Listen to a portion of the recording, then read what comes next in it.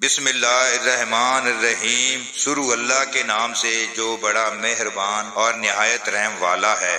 حدیث نمبر 966 حضرت سعید بن جبیر رحمۃ اللہ سے روایت ہے، انہوں نے کہا کہ میں حضرت ابن عمر رضی اللہ عنہ کے ہمراہ تھا جب ان کے پاؤں کے تلوے میں نیزے کی نوک چبھ گئی اور ان کا پاؤں رکاب سے چمٹ گیا، چنانچہ میں نیچے اترا اور اسے پاؤں سے نکالا۔ یہ واقعہ منی میں ہوا۔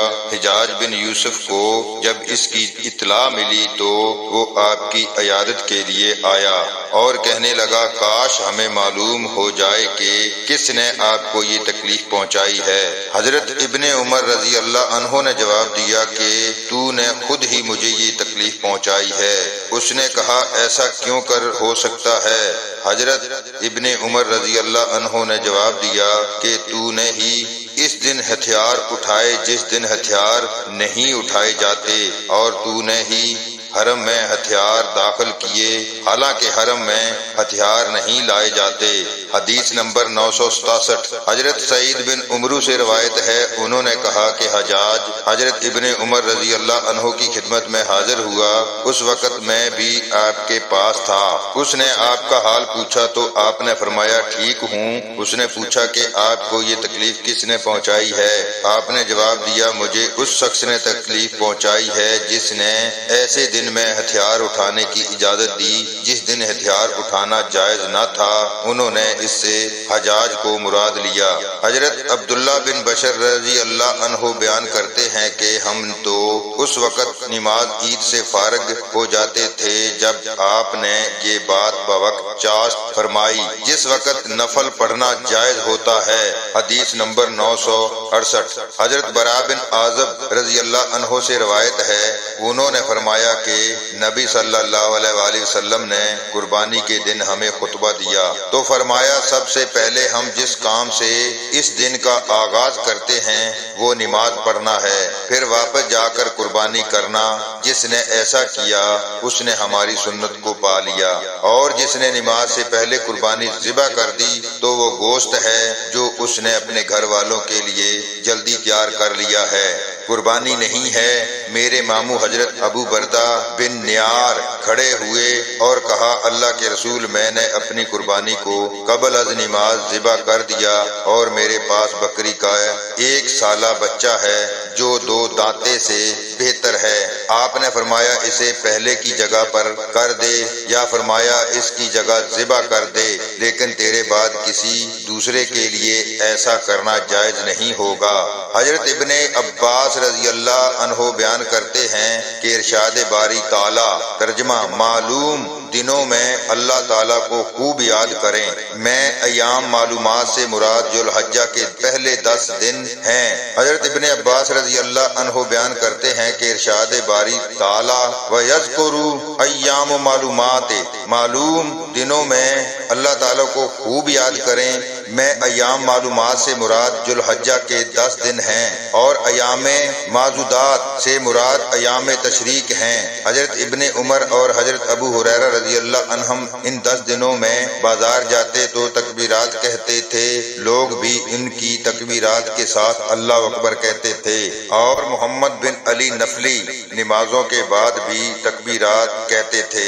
حدیث نمبر 969 حضرت ابن عباس رضی اللہ عنہ سے روایت ہے، وہ نبی صلی اللہ علیہ وآلہ وسلم سے بیان کرتے ہیں کہ آپ نے فرمایا، جو عمل ان 10 دنوں میں کیا جائے اس کے مقابلے میں دوسرے دنوں کا عمل افضل نہیں ہے۔ لیکن لوگوں نے عرض کیا، کیا جہاد بھی ان کے برابر نہیں؟ آپ نے فرمایا، جہاد بھی ان کے برابر نہیں، سوائے اس شخص کے جس نے اپنی جان اور مال کو خطرے میں ڈالا اور کوئی چیز واپس لے کر نہ لوٹا۔ حضرت عمر رضی اللہ عنہ منی کے دنوں اپنے خیمے میں تکبیر کہتے تھے جسے اہل مسجد سنتے، اور وہ تکبیر کہتے اہل شوق یعنی بازار والے بھی اللہ اکبر کہتے، یہاں تک کہ منی کی فضا اللہ اکبر کی صدا سے گونج اٹھتی۔ حضرت ابن عمر رضی اللہ عنہ بھی ان دنوں نمازوں کے بعد اپنے بستر پر، اپنے خیمے میں، اپنی مجلس میں اور راستے چلتے وقت، الغرض ان تمام دنوں میں تکبیرات کہتے تھے۔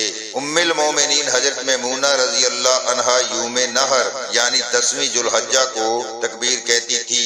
دوسری خواتین بھی تشریق کی راتوں میں حضرت آبان بن عثمان اور حضرت عمر بن عبدالعزیز کے پیچھے مردوں کے ساتھ مسجد میں تکبیرات کہتی تھی۔ حدیث نمبر 970 حضرت محمد بن ابو بکر شکفی سے روایت ہے، انہوں نے کہا جب ہم صبح کے وقت مینا سے عرفات جا رہے تھے تو میں نے حضرت انس بن مالک رضی اللہ عنہ سے تلبیہ کے متعلق سوال کیا کہ آپ حضرات نبی صلی اللہ علیہ وآلہ وسلم کے ہمراہ جاتے وقت کس طرح کرتے تھے؟ انہوں نے جواب دیا کہ لبیک کہنے والا لبیک کہتا تو اس پر کوئی اعتراض نہ کرتا، اور اس طرح تکبیر کہنے والا تکبیر کہتا تو اسے منع نہیں کیا جاتا تھا۔ حدیث نمبر 971 حضرت ام عطیہ رضی اللہ عنہا سے روایت ہے، انہوں نے فرمایا ہمیں حکم دیا جاتا تھا کہ عید کے دن گھر سے نکلیں، حتیٰ کہ کنواری لڑکیوں کو ان کے پردوں کے ساتھ نکالیں اور حائضہ عورتوں کو بھی گھروں سے برآمد کریں۔ چنانچہ وہ مردوں کے پیچھے رہتی، ان کی تکبیر کے ساتھ تکبیر کہتی، نیز مردوں کی دعا کے ساتھ دعائیں مانگتی اور اس دن کی برکت اور طہارت کی امید رکھتی تھی۔ حدیث نمبر 972 حضرت ابن عمر رضی اللہ عنہ سے روایت ہے کہ نبی صلی اللہ علیہ وآلہ وسلم کے سامنے عید الفطر اور عید الاضحیٰ کے موقع پر نیزہ گاڑ دیا جاتا تھا، پھر آپ اس کی طرف منہ کر کے نماز پڑھتے تھے۔ حدیث نمبر 973 حضرت ابن عمر رضی اللہ عنہ سے روایت ہے، انہوں نے فرمایا کہ نبی صلی اللہ علیہ وآلہ وسلم صبح سویرے عیدگاہ کی طرف تشریف لے جاتے اور نیزہ آپ کے آگے آگے اٹھایا جاتا تھا، اسے عیدگاہ میں آپ کے سامنے گاڑ دیا جاتا تو آپ اس کی طرف منہ کر کے نماز پڑھتے تھے۔ حدیث نمبر 974 حضرت ام عطیہ رضی اللہ عنہا سے روایت ہے، انہوں نے کہا ہمیں ہمارے نبی صلی اللہ علیہ وآلہ وسلم نے حکم دیا کہ ہم نماز عید کے لیے ان جوان عورتوں کو بھی نکالیں جو پردہ نشین ہیں۔ حضرت حفصہ بنت سیرین سے مروی ایک حدیث میں ہے کہ نوجوان اور پردہ نشین عورتوں کو عید کے لیے نکالیں، البتہ حائضہ عورتیں نماز کی جگہ سے الگ رہیں۔ حدیث نمبر 975 حضرت ابن عباس رضی اللہ عنہ سے روایت ہے، انہوں نے فرمایا میں ایک دفعہ عید الفطر یا عید الاضحیٰ کے موقع پر نبی صلی اللہ علیہ وآلہ وسلم کے ہمراہ نکلا، آپ نے نماز پڑھی، پھر خطبہ دیا، اس کے بعد آپ عورتوں کے پاس آئے اور واعظ و نصیحت فرمانے کے بعد انہیں صدقہ و خیرات کا حکم دیا۔ اللہ تعالی ہم سب کو دین کو صحیح معنوں میں سمجھنے کی توفیق عطا فرمائے، آمین ثم آمین۔